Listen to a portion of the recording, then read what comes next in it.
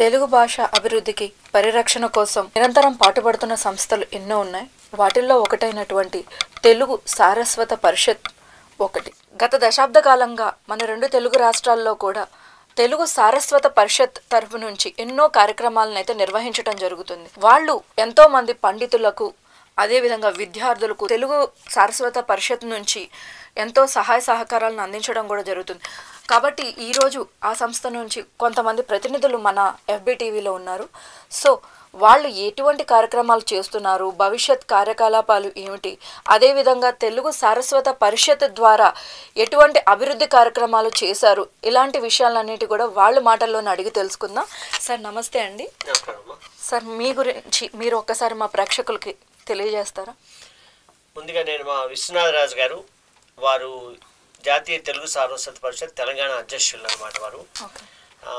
వారు ఇక్కడ చాలా కార్యక్రమాలు భవిష్యత్తులో మేము అంతా కలిసి ఇక్కడ చేద్దామని అనుకుంటున్నాం. ముందుగా ఒకసారి వారు మాట్లాడతారు. నా పేరు విశ్వనాథరాజు అండి. నేను జాతీయ తెలుగు సారస్వత పరిషత్ తెలంగాణ శాఖ అధ్యక్షుడిగా ఉంటున్నాను. ఇక్కడ నుంచి మేము తెలుగు మీద ప్రాముఖ్యత తెలియజేయడానికి ఇక్కడ చాలా కార్యక్రమాలు చేసాం. అలాగే ఫ్యూచర్లో కూడా ముందు చాలా కార్యక్రమాలు చేయాలనుకుంటున్నాం. దీని గురించి మా కేశరాజ్ రాంప్రసాద్ గారు గౌరవ అధ్యక్షులు, వారు అన్నీ కూడా వివరిస్తారు. ముందు మా అందరికీ కూడా ఉన్నది ఏంటంటే, తెలుగు అనేది బడి భాషగా ఉండాలని మనం అందరం కోరుకుంటున్నాం. దాన్ని అమ్మ ఒడి భాషగా మాత్రం మనం ఎక్కువగా తీసుకెళ్ళగలగాలి. అంటే ఇంగ్లీషు భాష వల్ల కానీ ఇతర భాష వల్ల కానీ తెలుగులో చాలా అక్షరాలను మనం కోల్పోయాం, కొన్ని పదాలను కోల్పోయాం. ఎన్నో విదేశీ పదాలు మన భాషలోకి తెలియకుండానే మనం కలిసిపోయి మనం మాట్లాడుతున్న భాష తెలుగు భాష కన్నా ఇంగ్లీష్ లాగా చాలా ఎక్కువగా మారిపోయింది. దాని నుంచి కాపాడుతూ ముఖ్యంగా విద్యార్థి లోకంలోకి, పిల్లల్లోకి తెలుగు భాష పట్ల ముఖ్యంగా కవితలు రాయించడం, కథలు రాయించడం, తెలుగు భాషకు సంబంధించిన ఎన్నో సాహిత్య ప్రక్రియలు ఉన్నాయి. ఆ సాహిత్య ప్రక్రియల్లో మనం వివిధ కార్యక్రమాలు చేయాలని మా తెలుగు సారస్వత పరిషత్ యొక్క ప్రధానమైన లక్ష్యం. ఆ లక్ష్యం దిశగా మనం చాలా కార్యక్రమాలు గతంలో చేసాం, ఇప్పుడు కూడా మనం చేస్తున్నాం అన్నమాట. ఎందుకు ఈ కార్యక్రమాలు చేయాలి అని అంటే, ఎవరు పట్టించుకోవట్లేదు తెలుగు భాషని. ప్రధానంగా ఏమైందంటే, మన తెలుగే కదా అనే ఉద్దేశంతో ప్రతి వాళ్ళు ఈ తెలుగు భాష పట్ల కొంత నిర్లక్ష్యంగా ఉంది. ప్రభుత్వం పట్ల నిర్లక్ష్యం ఉంది, ప్రజల్లో కూడా కొంత నిర్లక్ష్యం వహించడం వల్ల ఇవాళ ఇంగ్లీషు భాష ప్రధానంగా అన్ని భాషల్లో ప్రధానమైన భాష కింద మారిపోయి తెలుగు భాష ఎవరూ పట్టించుకోనటువంటి ఒక అనాథ కింద మనకి తెలుగు భాష మిగిలిపోతుంది.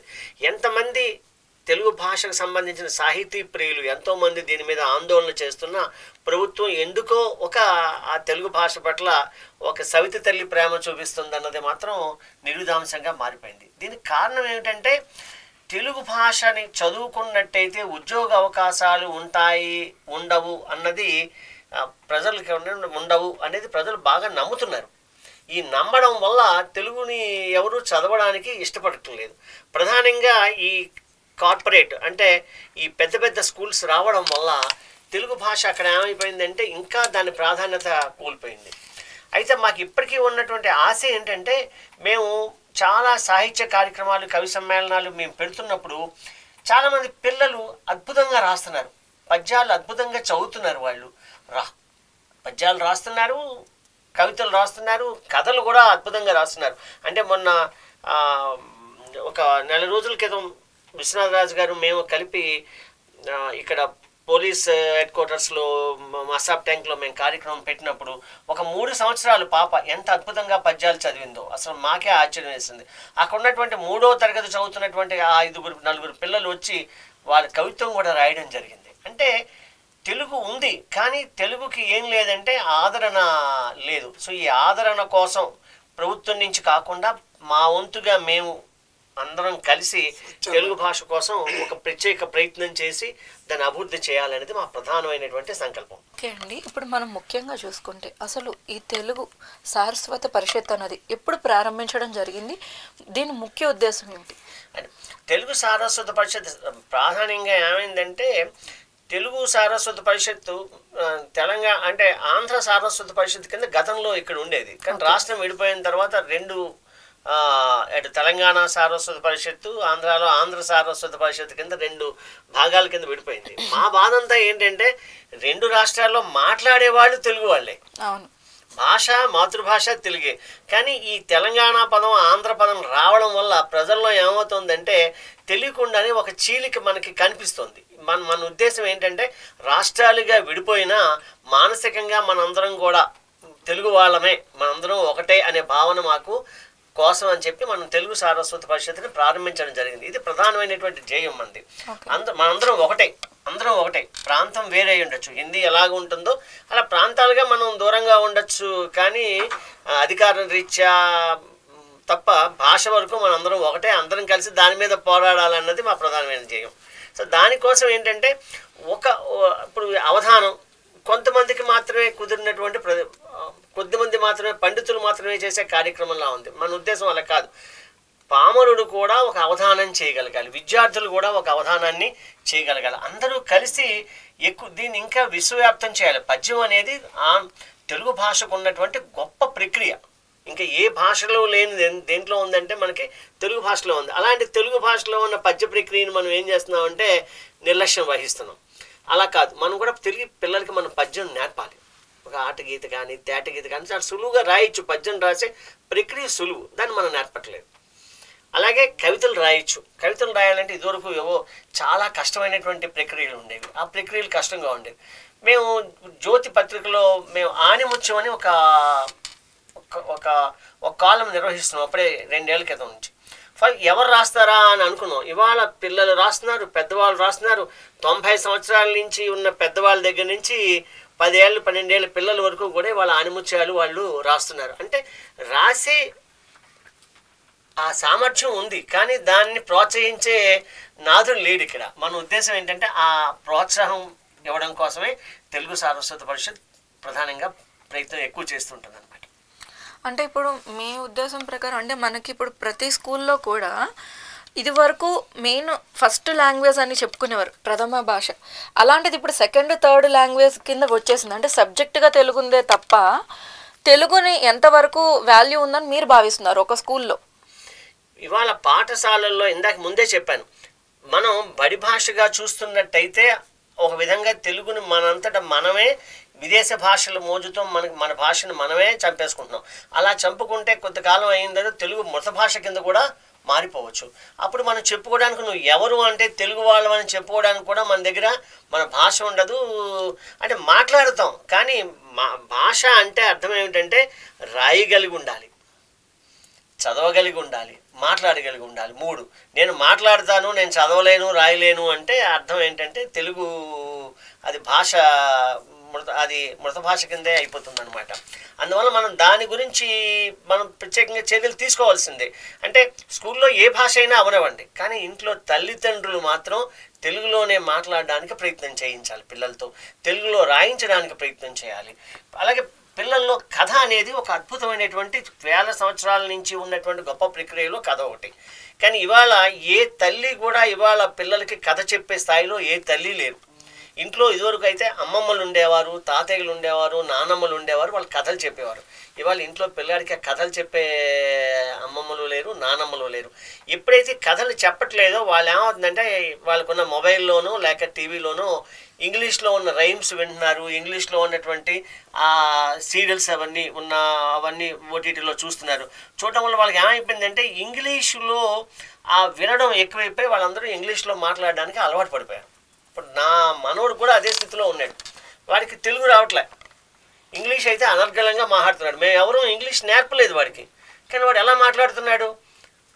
శ్రవణం, వినడం వల్ల భాష వస్తుంది.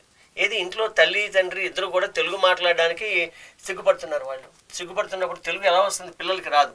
అంటే ఇప్పుడున్న జనరేషన్ నుంచి ఇంకొక కొత్త జనరేషన్కి వెళ్ళినట్టయితే వీళ్ళెవరికి తెలుగు చదవడమే రాదు, తెలుగు మాట్లాడడం వచ్చు, రాయమన్నా కూడా అతి కష్టంగా క్లిష్టంగా రాస్తారు తప్ప అది వాళ్ళు రాసే ప్రక్రియ కూడా వాళ్ళ దగ్గర లేదని నేను అనుకుంటున్నాను తప్పనిసరిగా. రాజుగారు, మీరు ఒకసారి అంటే మనం గత కొంతకాలంగా చూసుకుంటే ఒక వీడియో అన్నది ఒకటి వచ్చింది. ఏంటంటే ఒక స్కూల్లో పిల్లవాడు తెలుగులో మాట్లాడారని అతనికి ఒక పనిష్మెంట్ ఇవ్వటం, అలానే తల్లి వెళ్ళి క్వశ్చన్ చేసింది. ఇది మనకు వస్తున్న మార్పుగా భావిస్తున్నారా? లేదు అంటే ఆ స్కూల్ వాళ్ళ విషయంలో ఎటువంటి చర్యలు తీసుకోవచ్చు? అంటే స్కూల్ వాళ్ళు కూడా వాళ్ళు ఏంటంటే ఇంగ్లీష్లో మాట్లాడి ఇంగ్లీష్ని డెవలప్ చేస్తేనే ఫ్యూచర్లో బాగుంటుంది, మా దగ్గర ఎక్కువ మంది విద్యార్థులు వస్తారు అనే భావనలో వాళ్ళు ఉన్నారు. దాన్ని ఏంటంటే మనం గ్రహించి మాకు తెలుగు కావాలి. ఇప్పుడు అమెరికాలో ఉన్నాడు అనుకున్న అడుక్కున్నవాడు ఇంగ్లీష్లో అడుక్కుంటాడు, వాడు భాష అది కాబట్టి వాడు తెలుగులో అడుక్కోడు లేదా హిందీలో అడుక్కోడు. అలాంటిది మనం వేరే భాషల మీద ఉన్న ఇదితోటి మనం తెలుగును మర్చిపోతున్నాం. అలాగే తెలుగు ఇంట్లో రాయించాలి, తెలుగు మీద భావనతో మనం అన్నీ చెప్పినప్పుడే ఇవన్నీ జరుగుతాయి. దాని గురించి మేమంతా ఏంటంటే ఈ తెలుగు భాష బాగుండాలి, ఫ్యూచర్లో కూడా ఉండాలనే ఉద్దేశంతో స్వచ్ఛందంగా మేము ఈ కార్యక్రమాలన్నీ చేస్తున్నాం. అండ్ అలానే మనం చూసుకుంటుంటే ఇప్పుడు ఏంటంటే ఒక విద్యార్థి ఇంగ్లీష్లో మాట్లాడితే గొప్పగా ఒకప్పుడు చూసేవారు. ఇప్పుడు అదే విద్యార్థి తెలుగులో మాట్లాడితే, అనర్గళంగా మాట్లాడితే వావ్ సూపర్, అసలు ఎంత బాగా తెలుగు మాట్లాడారు అని పొగిడే స్టేజ్కి మనం ఇప్పుడు వచ్చేసాం. అది ఎందుకు వచ్చిందంటారు? ఈ పరిస్థితి ఎందుకు వచ్చిందని మీరు భావిస్తున్నారు? అదే చెప్తున్నామండి. ఎందుకంటే మన కవి సమ్మేళనం నిర్వహించాం. అక్కడ మన బేగంపేట స్కూల్ నుంచి కొంతమంది విద్యార్థులు వచ్చారు. వాళ్ళు తెలుగులో మాట్లాడటానికి తెలుగులో కవిత్వాలు చెప్పారు. అది వెనకాల ఉన్న టీచర్సు, వాళ్ళ వెనకాల ఉన్న ఒక స్కూల్ యొక్క యాజమాన్యం వాళ్ళు డెవలప్ చేయాలనే ఉద్దేశంలో ఉన్నారు. కానీ గవర్నమెంట్ కూడా అది దాన్ని ప్రోత్సహించలేదు. అదే ఆంధ్రాలో అయితే ఇంగ్లీష్ మీడియంలో పెట్టారు గవర్నమెంట్ స్కూల్స్లో. దానికి ఏంటంటే తెలుగు కంపల్సరీ చేయాలి. ఇప్పుడు తమిళనాడులో ఉందనుకోండి, తమిళ తప్ప వేరే భాషను మాట్లాడినప్పుడు అది మన తెలుగు రాష్ట్రాల్లో లేదు. అందుకేంటంటే దాన్ని కంపల్సరీ చేయాలి, అంటే దీంట్లో మనం ప్రోత్సహించాలి. అవును, మీరు అన్నది కరెక్టే. దీంట్లో ఒక ఇది కూడా ఉందని మనం అనుకోవచ్చు. ఎందుకంటే మన తెలుగు భాషలో చాలా రకాల మాండలికాలు ఉన్నాయి. ఇప్పుడు మనకి తెలంగాణలోని ఏంటంటే వాళ్ళు మాండలికంలో కొంచెం హిందీ కలుస్తుంది, మనకు ఆంధ్ర సైడు చాలా యాసలు ఉన్నాయి. సో ఇవన్నీ ఏంటంటే ఇన్ని ఎవరు పాటిస్తారు? దాని బదులు ఒక ఇంగ్లీష్లో మాట్లాడేస్తే సరిపోతుంది కదా. మాండలికాలు ఉన్నా తెలుగు మట్టికి అన్ని తెలుగులోనే రాస్తారు. అవును, అన్ని మాండలికాలు దాంట్లో ఇచ్చేయారండి. మొత్తం ఆంధ్రప్రదేశ్ తెలంగాణలో మొత్తం అంతా కూడా ఒకళ్ళే దాన్ని పుస్తకం ప్రింట్ చేస్తారు. అవును, దాంట్లో అన్ని మాండలికాలు ఉండవు. తర్వాత మాండలికాలు అవన్నీ మనం నేర్చుకోవాలి. కాబట్టి ఏంటంటే మీకు అడ్డొస్తాను, మాట్లాడే ప్రక్రియలో మనకి మాండలికం వస్తుంది, కానీ రాతలో మాండలికం ఉండదు.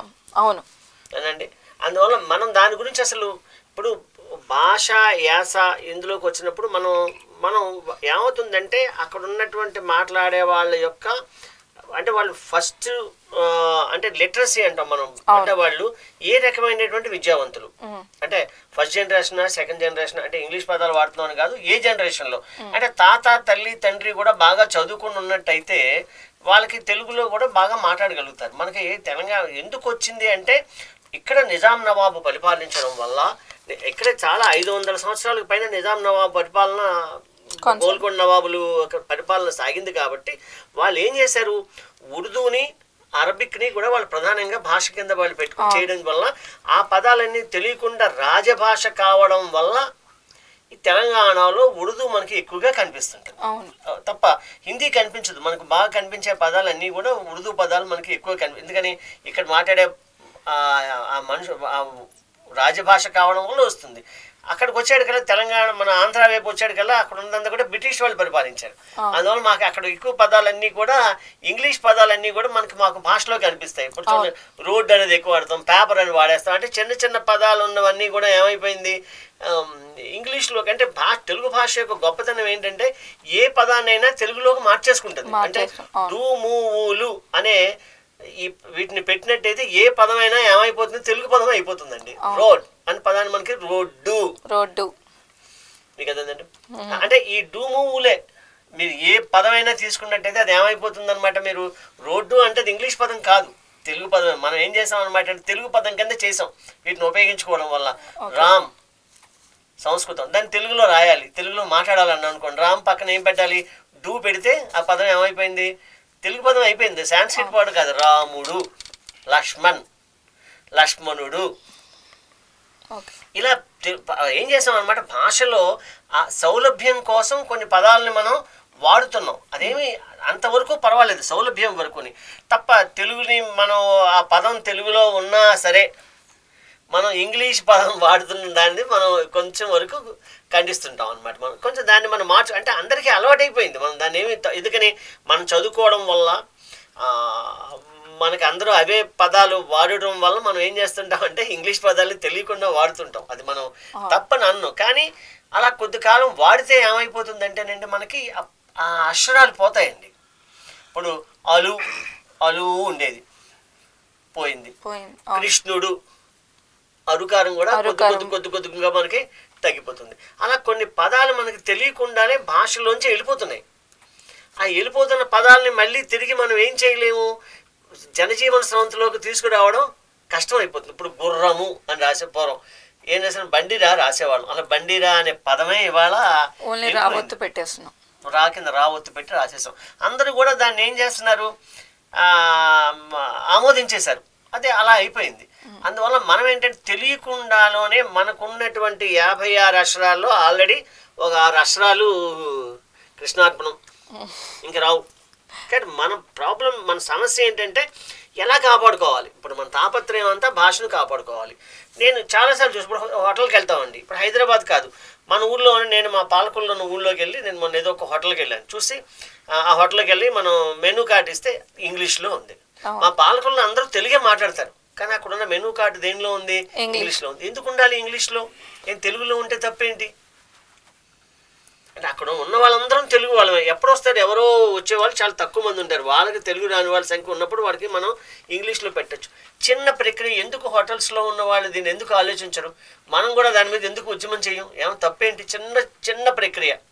మనం తెలుగులోకి రావాలి. మన బోర్డులన్నీ, ఇప్పుడు కన్నడ వాళ్ళని చూస్తే ఎంత గర్వంగా ఉంటుంది వాళ్ళకి. కన్నడ అంటే మేము కన్నడ అని చెప్పుకోవడానికి గర్వంగా ఫీల్ అవుతారు. తమిళలు మా తమిళ్ అని గర్వంగా ఫీల్ అవుతారు. అన్ని సౌత్ ఇండియన్ అంటే దక్షిణ భారతదేశ భాషల్లో మాదే గొప్ప అన్నంత ఒక ఫీల్ ఉంటుంది. అంటే ఇప్పుడు మీరు మన తెలుగు వాళ్ళకి భాషాభిమానం లోపించిందని భావిస్తున్నారు? 100% లోపం అది. తల్లిదండ్రులు ఏంటంటే మా అబ్బాయి ఇంగ్లీష్ లో మాట్లాడితే చాలా గ్రేట్ అనే భావనలో మనం వాళ్ళని ఇది చేస్తున్నాం. ఇంట్లో కూడా ఇంగ్లీష్ మాట్లాడడం వల్ల స్కూల్లో తక్కువ మార్కులు వేస్తాడు. ఎల్కేజీలో మనం ₹1,00,000 5,00,000 ఫీజు కడుతున్నాం కాబట్టి మనం ఇంగ్లీష్లోనే మాట్లాడితే మార్కులు ఎక్కువ వస్తాయి, ఎల్కేజీ నుంచి నువ్వు టాపర్ అవ్వాలి అనే ఉద్దేశంతో వాళ్ళని మనం ప్రమోట్ చేస్తున్నాం. ఆ విధంగా వాళ్ళు తయారైపోతున్నారు. ఇంట్లో కూడా కనీసం తెలుగు రాయటం కూడా నేర్పం. మన గుర్రమని ఉందండి, GURRAMU అనే రాస్తాడు అంతే తప్ప తెలుగులో రాయమని కొంచెం నేర్పుదామనే భావనలో ఎవరు లేరు. అది కొంచెం మార్పు చెందాలి. మనలో మనకు వచ్చినప్పుడు బాగుంటుంది. అలాగే ఇప్పుడు అమెరికాలో మన తెలుగు వాళ్ళు చాలామంది ఉన్నారు. వాళ్ళు కూడా తెలుగు మీద చాలా కార్యక్రమాలు చేసి వాళ్ళు డెవలప్ అవుతున్నారు. ఇక్కడ ఉన్న ఇండియన్స్, మన తెలుగు రాష్ట్రాల్లో ఉన్న తెలుగు వాళ్ళు దాని మీద పెద్ద పట్టించుకోవట్లేదు. వాళ్ళకి భావన పెరిగింది, మనకు తగ్గుతూ వస్తుంది. కాబట్టి అది కూడా పెరగాలి. అందరం బాగుండాలి. కనీసం అర్థమయ్యేటట్టు పిల్లలు గ్రహిస్తున్నారు. తల్లిదండ్రులు బాధపడుతున్నారు, వీళ్ళు ఇంగ్లీష్ తెలుగు మాట్లాడుతున్నారు, కానీ పిల్లలు నేర్చుకుంటున్నారు. మనం చెప్పగలిగితే వాళ్ళు కూడా నేర్చుకుంటారు. అంటే స్కూళ్ళలో కూడా అడుగుతున్నారు కదా. ఇప్పుడు గంగా నది ఏముందంటే, అక్కడికి వెళ్ళి గంగా నది దగ్గర మనం అందరం వెళ్ళి వెంటనే అయ్యి బాబాయ్ గంగా నది అని ఏం చేస్తామంటే పవిత్రంగా వెళ్ళి మునకలు వేసి దండం పెట్టేసుకుని అది వచ్చేస్తాం. అదే గంగా నది మన ఇంటి పక్క నుంచి పారుతుంది అనుకోండి, దాంట్లో మనం బట్టలు ఉతుకుతాం, గిన్నెలు కడుగుతాం. కొంచెం అలా ఏమవుతుందంటే మన నదే కదా, అంత గంగా నది పవిత్రమైంది, గంగమ్మ తల్లి అని మనం చెప్పిన మనం కూడా అక్కడ ఏం చేస్తాం, బట్టలు ఉతుకుతాం. అంటే వాళ్ళకి అక్కడ గంగా నది యొక్క గొప్పతనం తెలియదా అంటే ఉంటుంది, కానీ మన గంగే కదా అని అన్నట్టు వాళ్ళు ఏం చేస్తారంటే కొంత నిర్లక్ష్యం ఉంటుంది అనమాట అక్కడ. ఇక్కడ మనం కూడా ఏం చేస్తామంటే మన తెలుగే కదా, పర్వాలేదులే అని ఎవరికి వాళ్ళు దాన్ని ఏం చేస్తున్నారు, గంగా నదిని ఎలా కలుషితం చేస్తున్నారు.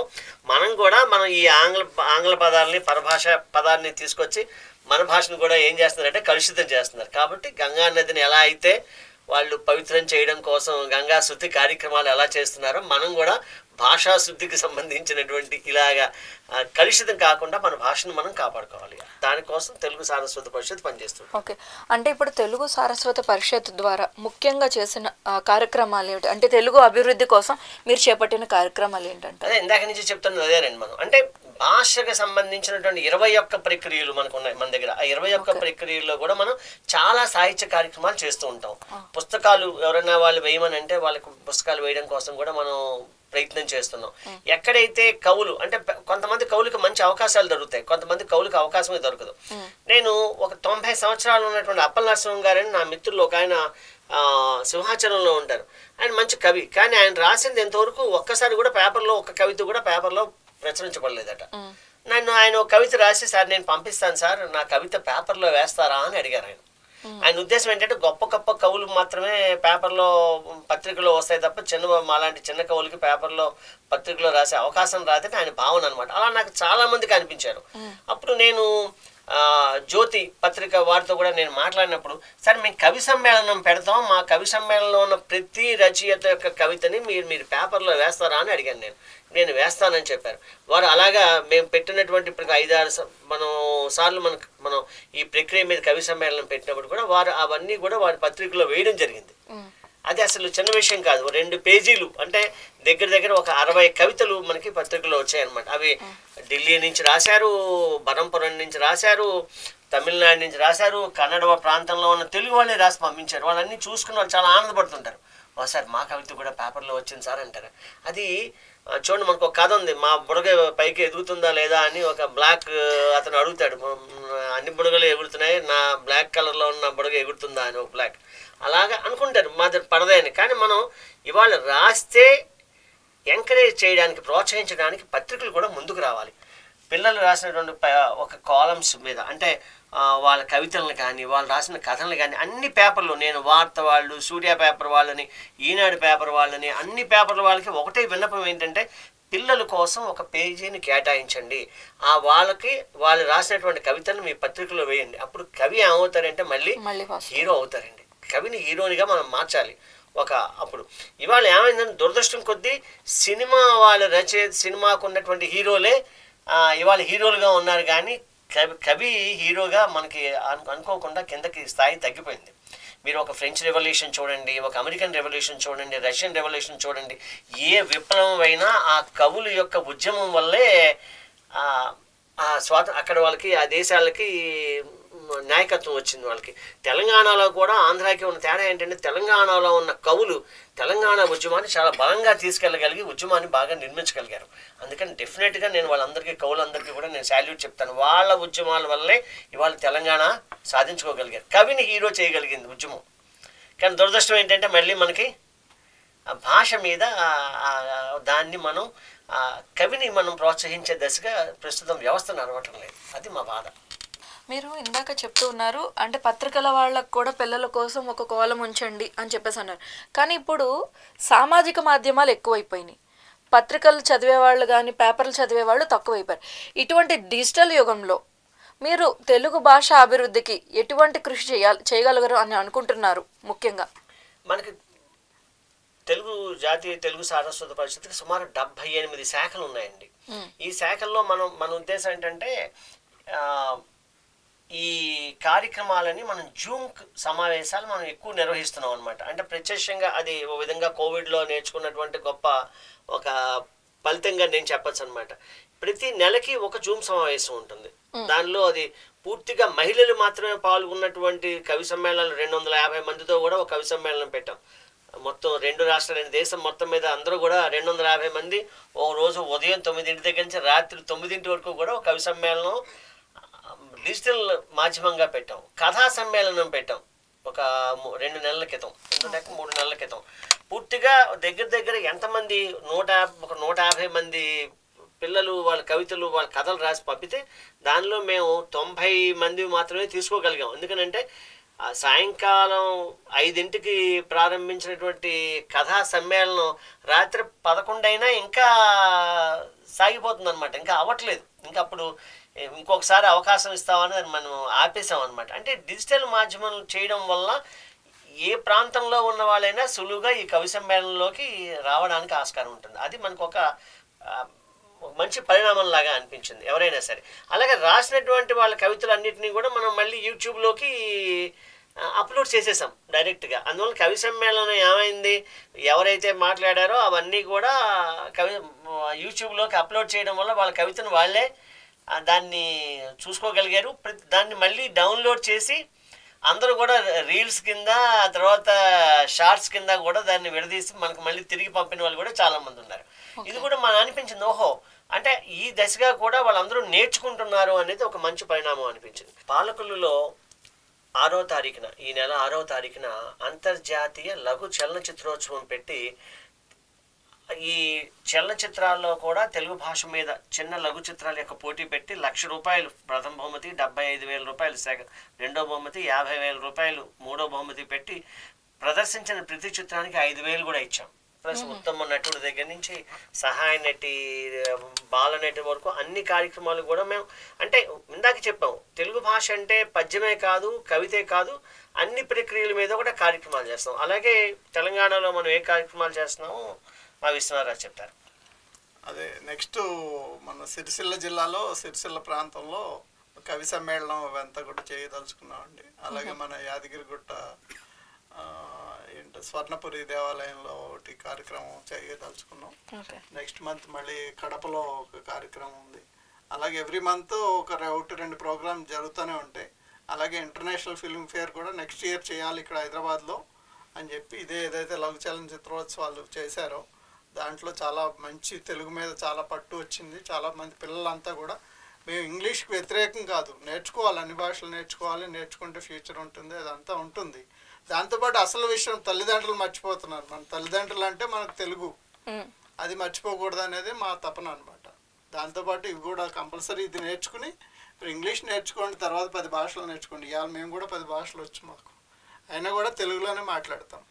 తెలంగాణలో 40 ఏళ్ళ నుంచి ఉన్నాం, అయినా కూడా తెలుగే మాట్లాడతాం. అసలు అన్నీ వచ్చు, ఎక్కడికి వెళ్తే వాళ్ళతో అన్ని భాషలు మాట్లాడగలం.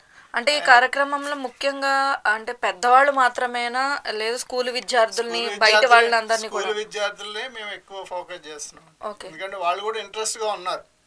కానీ ఏంటంటే అది మనం తీయలేకపోతున్నాం. మనం ఎంతసేపు ఇంగ్లీష్ అని చెప్పి అది నేర్పుతున్నాం కాబట్టి వాళ్ళు అలా అవుతున్నారు తప్ప మన తప్పు పిల్లల తప్పు కాదండి. అది వాళ్ళు ఇది నేర్చుకుంటే దాంతోపాటు ఇంగ్లీష్ నేర్చుకుంటున్నారు, నేర్చుకోమనండి, ఏం తప్పలేదు. అది మనం బయటకు వెళ్ళినప్పుడు పనికి వస్తుంది. అది అసలు ఉన్న మన తల్లిదండ్రులు మర్చిపోయి మన తెలుగు తల్లి అంటాం మనం. ఆ తల్లిని మర్చిపోయి కన్నడ భాషలో ఇది అసలు విషయాన్ని వదిలేస్తే కష్టం. మనం మాట్లాడుతున్నాం, అన్ని చేస్తున్నాం, రాయటం రావట్లేదు. అత్యంత జనాలు తెలుగు పీపుల్ అంతా కూడా తెలుగులో ఫెయిల్ అవుతున్నారు ఇంగ్లీష్ మీడియం. అది మరి ఎంత దౌర్భాగ్యం. దాంతో ఏంటంటే మేము కూడా దాని మీద, అంటే ఇప్పుడు ఈ రోజుల్లో చూసుకుంటే 10వ క్లాస్ పిల్లాడికి కూడా పూర్తిగా వర్ణమాల రాదు చెప్పాలంటే, రాయలేని పరిస్థితికి ఉన్నారు. కాబట్టి అంటే భవిష్యత్తులో విద్యార్థులు తెలుగు భాష మీద మరింత ఉత్సాహం చూపించడానికి మీరు ఎటువంటి కార్యక్రమాలు చేయబోతున్నారు? ఇందాక చెప్పాను కదండి మనం, అంటే మా 60-70 మా శాఖలు ఉన్నాయండి. ప్రతి శాఖ ద్వారా ప్రతి జిల్లాలో కూడా ఇప్పుడు మేము మీకు కొన్ని కార్యక్రమ వివరాలే చెప్పాం. ఇంకా ప్రతి జిల్లాలో కూడా ఆ జిల్లా శాఖల ద్వారా తెలుగు భాషకు సంబంధించిన కార్యక్రమాలని ముఖ్యంగా విద్యార్థుల్లో ఈ కవి సమ్మేళనాలు, కథా సమ్మేళనాలు పెట్టాలనుకుంటున్నాం. ఎందుకంటున్నా అంటే ఒక కథ రాయాలి అంటే ముందు వాడు కథని చెప్పడం కూడా నేర్చుకోవాలి. అంటే ఆర్ట్ ఆఫ్ స్టోరీ టెల్లింగ్ అంటాం తెలుగులో మనం. కథ చెప్పడం కూడా ఒక మంచి నైపుణ్యం, ఒక కళ. కాబట్టి ఈ కథ చెప్పడం వల్ల కూడా పిల్లలు ఏంటి, సమకాలికమైన కవిత్వాన్ని ఒక్కసారి పిల్లలు కూడా చదువుతారు. ఆ చదివినప్పుడు పిల్లలకి భాష పట్ల ప్రేమ పెరుగుతుంది. భాష పట్ల ప్రేమ పెరిగితే తెలుగు భాష మీద ఇంకా ఎక్కువ మంది కొత్త వాళ్ళు మళ్ళీ పిల్లలు కవిత్వం రాస్తారు. ఆ దిశగా ఒకటి జరుగుతుంది అనమాట. తెలుగు భాష పరిరక్షణ కోసం, అభివృద్ధి కోసం ప్రతి ఒక్కళ్ళు తీసుకోవాల్సిన కర్తవ్యం ఏంటని మీరు భావిస్తున్నారు? ఇందాక నుంచి మనం అదే మాట్లాడుతున్నాం. మళ్ళీ మనం ఇది ముఖ్యంగా భాషని, ఇప్పుడు ఉదాహరణకి నేను ఒక మాట చెప్తానండి. తిరుమల తిరుపతి దేవస్థానాన్ని ప్రభుత్వం కాపాడలేదు ఇన్ని వేల సంవత్సరాల నుంచి కూడా. అక్కడ ఉన్నటువంటి స్థానికంగా ఉన్న ప్రజలు, స్థానికంగా ఉన్నటువంటి ధర్మకర్తృత్వ మండలి ఏదైతే ఉంటుందో ప్రజలు మాత్రమే దాన్ని కాపాడుకున్నారు. పొద్దున్నే లేచి వాళ్ళు కొండపైకి నడిచి ఎక్కేవారు. ఇవాళంటే బస్సులో ఉన్నాయి కానీ నడిచి కొండ మీదకి ఎక్కి మళ్ళీ సాయంకాలం 3:30కి స్వామివారికి నివేదన ఇచ్చి ఊంజల్ సేవ చేసేసి మళ్ళీ 3:30కి దిగిపోయేవారు, మూసేసేవారు గుడి. ఇప్పుడు కాదు నేను మాట్లాడేది, వేల సంవత్సరాల నుంచి కూడా గుడిని కాపాడుకున్నది ప్రభుత్వం కాదు, రాజులు కాదు, ప్రజలే. ఇవాళ కూడా తల్లి లాంటి తెలుగు భాషను కాపాడుకోవాల్సిన బాధ్యత కూడా తల్లిదండ్రులది మాత్రమే. ఇది ప్రభుత్వం చేయాలంటే ప్రభుత్వం చేయదు. ప్రభుత్వానికి రకరకాల కోణాలు ఉంటాయి. మనం ప్రభుత్వానికి వ్యతిరేకం కాదు, కానీ ప్రజలందరూ కూడా తెలుగు భాష కావాలని గట్టిగా అడిగితే ప్రజల నుంచి ఎన్నుకున్నటువంటి ప్రభుత్వం ఎందుకు భాషను కాపాడుకోదు? మనకి భాష పట్ల ఏం లేదు, స్వాభిమానం లేదు. మన దురదృష్టం ఏంటంటే మనకు స్వాభిమానం లేకపోవడం. ఇవాళ మనం తమిళని చూసుకుని కన్నడలను చూసుకుని మనం స్వాభిమానాన్ని తెచ్చుకోవాలి. కానీ ఇవాళ ఎవరికి మనకి ఎందుకు మరి ఆ భాష పట్ల మనకు తెలియకుండానే ఒక నిర్లక్ష్యం మనం వచ్చింది. దీని నుంచి మనం మారాలి, మన ఆలోచన దృక్పథం మారాలి. అంటే అంటే మన మన దృష్టిని బట్టే కనిపిస్తుంది అది సృష్టి అని అన్నాను, నువ్వు అది వాదం అన్నావు, నేనది వేదం అన్నాను అన్నాడు. సంత నడుమ జోలి పట్టి పసి గొంతు మోగుతుంటే నువ్వది వాదం అన్నావు, నేనది వేదం అన్నాను అంటాడు.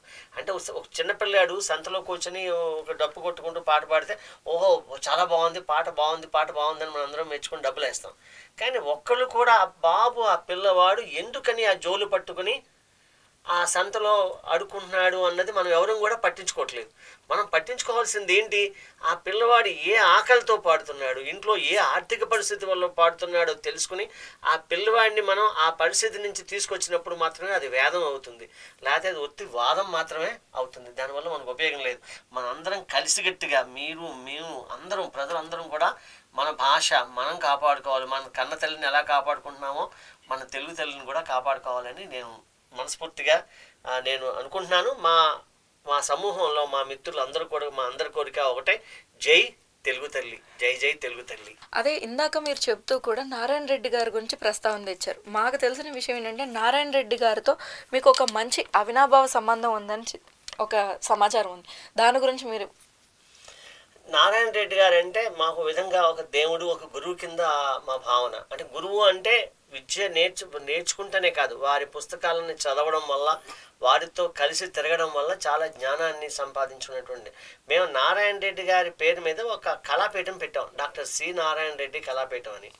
మేము 1994 నుంచి డాక్టర్ సి నారాయణ రెడ్డి గారి మీద కళాపీఠం పెట్టి ₹1,00,000 ఒక కవికి మేము పురస్కారం ఇచ్చేవాడు ప్రతి సంవత్సరం కూడా. ₹1,00,000 పురస్కారం అంటే మీరు ఊహించండి, 94 ఆ రోజుల నుంచి.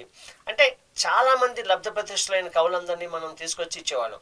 అయితే ఆయనతో పాటు ఆ రోజు మేము చెప్పామన్నమాట, నారాయణ రెడ్డి గారితో పేరు చెప్పినప్పుడు, సార్ మేము మీ పేరు మీద పెట్టినప్పుడు మేము చాలా సామాజిక సేవా కార్యక్రమాలు చేసేవాళ్ళం అని, చాలామంది పేద పిల్లలకి సహాయం చేయడం, తర్వాత మెడికల్ క్యాంప్స్ పెట్టడం, ఇలా ఎన్ని కార్యక్రమాలు చేసేవాళ్ళం అంటే అన్ని కార్యక్రమాలు చేసేవాళ్ళం. వికలాంగులకి ట్రైసైకిల్స్ ఇచ్చేవాళ్ళం, దగ్గర ఒక్కొక్కసారి 120 సైకిళ్ళు కూడా ఇచ్చేవాళ్ళం.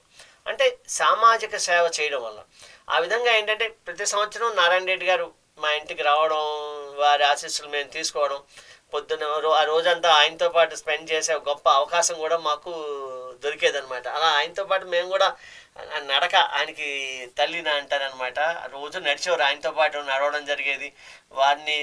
వారి పేరు మీద ఇలా ఇవ్వడం వల్ల మాకు నారాయణ రెడ్డి గారు అంటే ఒక అపూర్వమైన 2007, 2009 వరకు ఈ కార్యక్రమం జరిగింది. 2009 నుంచి కొంచెం మనం కొన్ని కారణాంతరాల వల్ల మనం అవార్డులో ఇవ్వలేకపోయాం అనమాట. నారాయణ రెడ్డి గారి యొక్క ఎంపీ నిధుల్లో సుమారు మా ప్రాంతానికి ఆయన అంటే ఆ ప్రతి సంవత్సరం వచ్చేవారు కదా, మా ప్రాంతంలో జరిగిన అన్ని కార్యక్రమాలు చూసినప్పుడు అక్కడ ఉన్నటువంటి ఎన్నో కాలేజీలకి, స్కూళ్ళకి మంచినీటి సౌకర్యం కోసం కూడా సుమారు ఆయనకి ఉన్నటువంటి ₹1,00,00,000 నిధుల్లో 5 సంవత్సరాలు 6 సంవత్సరాలు ఎంపీగా ఉన్నప్పుడు మా ప్రాంతానికి ఆయన సుమారు 2 కోట్ల పైగా నిధులు మా ప్రాంతం యొక్క పాఠశాలల అభివృద్ధికి, ఆ తర్వాత అక్కడ ఉన్నటువంటి జూనియర్ కళాశాలల అభివృద్ధికి, మంచినీళ్ళ కోసం కూడా చాలా ఇచ్చేవారు అనమాట. చాలా ఒకటి కాదు, అలా కళ్యాణ మండపం అది ఒక చదువుకోవడం కోసం కళ్యాణ మండపం కావాలి అని అంటే కళ్యాణ మండపం పేరు పెడితే కానీ ఎవరు కాబట్టి ఒక రీడింగ్ రూమ్ కింద అంటే కూడా దానికి కూడా ఇచ్చారు. అసలు నారాయణ రెడ్డి గారికి మా ప్రాంతం అంటే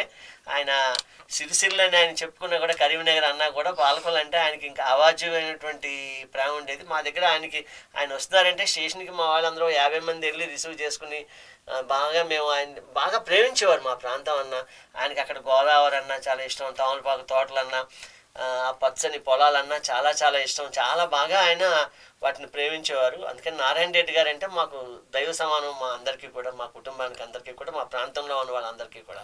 నారాయణ రెడ్డి గారి రచనల్లో మీకు బాగా నచ్చింది ఒక సాహిత్యం మా వాళ్ళ కోసం అంటే మా కుటుంబంలో ఆయన పాటలు గజల్స్ ఎక్కువగా ఎక్కువ మంది అంటే మా తమ్ముళ్ళు అయితేనేంటి, మా సిస్టర్ అయితేనేంటి అందరూ కూడా గజల్స్ అది ఆయన దానికి ఒక విధంగా ఆయన ఆర్జుడి కింద మనం చెప్పాలన్నమాట. అందువల్ల గజల్ సాహిత్యం మాకు బాగా ఇష్టం. నారాయణ రెడ్డి గారి పంచపదులు కూడా చాలా మాకు ఇష్టం అనమాట. అలా ఒక పంచపదులు చూసుకున్నట్టయితే చాలా గొప్పగా ఉంటాయి. నారాయణ రెడ్డి గారి ఈ గజల్లో అయితే నాకు బాగా అంటే హమ్ పుడుతుంది అని ఒక అంచప్రాసం ఉంటుంది. హమ్ పుడుతుంది, ఈ హమ్ అనే పదాలు చాలా తక్కువ ఉంటాయి తెలుగు భాషలో. అంటే గజల్లో మనం ఏంటంటే ఆ నెక్స్ట్ పదం మనం చెప్పగలగాలి అన్నమాట. ఆడియన్స్ ఉన్న ప్రేక్షకులకి ఆ రెండో పదం తెలియాలి.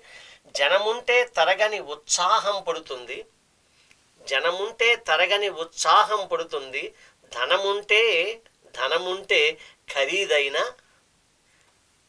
ఆ పదం చెప్పగలగాలన్నమాట ఆడియన్స్. ధనముంటే ఖరీదైన దాహం పుడుతుంది, హం పుడుతుంది. అంటే ఈ పదం అలా ఆయన చదువుతున్నప్పుడు మనకి చాలా బాగుంటుంది. జనముంటే తరగని ఉత్సాహం పుడుతుంది, ధనముంటే ఖరీదైన దాహం పుడుతుంది. మునులకైనా, మధ్యలో స్కిప్ చేశాను మళ్ళీ మీకు అర్థం కావడానికి, మునులకైన పదవి వ్యామోహం పుడుతుంది. చూపు ఆత్మలోకి దిగితే సోహం పుడుతుంది, హం పుడుతుంది. అలా అంటే అసలు అంత గొప్ప కవిత్వం.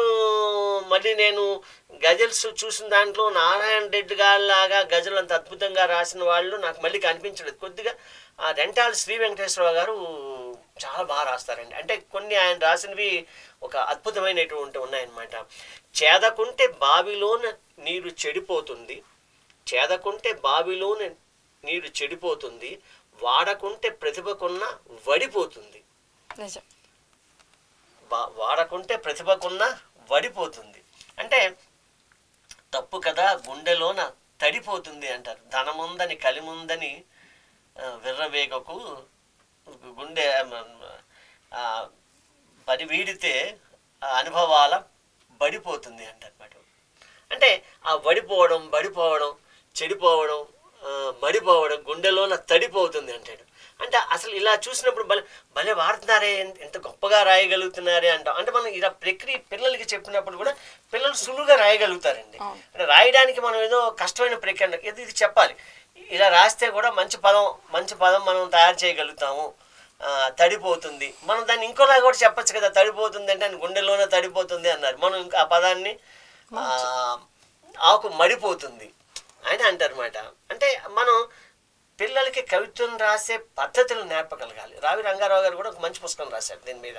అంటే పిల్లలు కవిత్వం రాయించడం ఎలాగా అని. ఇలా రాసి వాటిని మనం స్కూల్స్లో, పాఠశాలలోనూ, కాలేజీలోనూ ఇస్తే అది చదువుతుంటే పిల్లలు కూడా బాగా రాయగలుగుతారు. అలాంటి సాహిత్య ప్రక్రియని మనం ఆయన ఒక విశ్వస్రష్ట నారాయణ రెడ్డి గారు ఒక జ్ఞానపీఠ అవార్డు గ్రహీత. నిజంగా వారితో ఉండడం కానీ, వారితో తిరగడం కానీ, ఇప్పుడు రెంటాల శ్రీ వెంకటేశ్వరరావు గారు రాయగలిగారన్నా కూడా అందరికీ ప్రేరణ డాక్టర్ సి నారాయణ రెడ్డి గారి. వారు లేకుండా ఒక కవిత్వాన్ని మనం ఊహించలేము. నారాయణ గారు లేకుండా ఒక తరాన్ని మనం విశ్లేషణ చేయలేము, మనం ఊహించలేము అనమాట. ఆయన ప్రక్రియలు కానీ, ఆయన సినిమా పాటలు కానీ అసలు అని ఒకటి కాదు కదా. ఆయన సృష్టించినటువంటి రంగం కూడా ఏమి దీర్ఘ కవితలు రాశారు.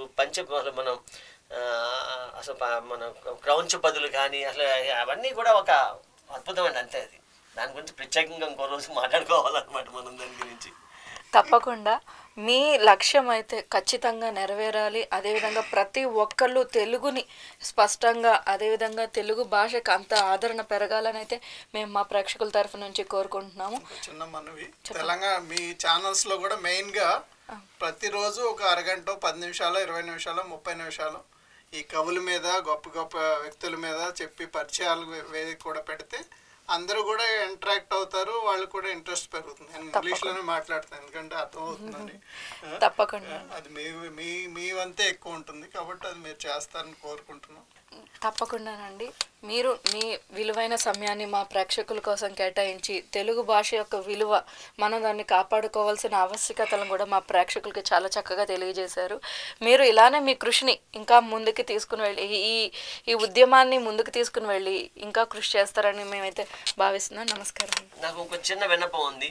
మేము ఏం చేస్తున్నామంటే మాకు తెలిసిన అందరినీ కూడా మీరు కూడా మా కార్యక్రమాల్లో ఒక పార్ట్నర్గా అంటే ఒక సహచరులుగా, ఒక మీడియా పార్ట్నర్స్గా కూడా మిమ్మల్ని ఉండాల్సిందిగా మిమ్మల్ని కూడా నేను మీ యాజమాన్యాన్ని నేను కోరుతున్నాను. మా ఎక్కడ కార్యక్రమం చేసినా మీరు దాన్ని ఇంకొంచెం ప్రజా బాహుల్యంలోకి ఎక్కువగా తీసుకెళ్ళడానికి మీ అంతు సహాయం చేయాలని మేము కోరుకుంటున్నాం. Thank you. చూశారు కదండి, తెలుగు యొక్క ప్రాముఖ్యతను, విశిష్టతను కూడా దశ దిశలా వ్యాపింపజేసి ఇంకా అభివృద్ధి చేయటం కోసం వాళ్ళు చేస్తున్నటువంటి కృషి మనందరికీ ఎంతో స్ఫూర్తిదాయకం. కాబట్టి మనం కూడా తెలుగుని నేర్చుకుని మన భవిష్యత్ తరాలకు కూడా తెలుగు యొక్క ప్రాముఖ్యతను తెలియజేయడానికి పాటుపడదాం. ఇది ఇవాల్టి స్టోరీ. రేపు ఇంకొక స్టోరీతో మళ్ళీ కలుద్దాం. నమస్కారం.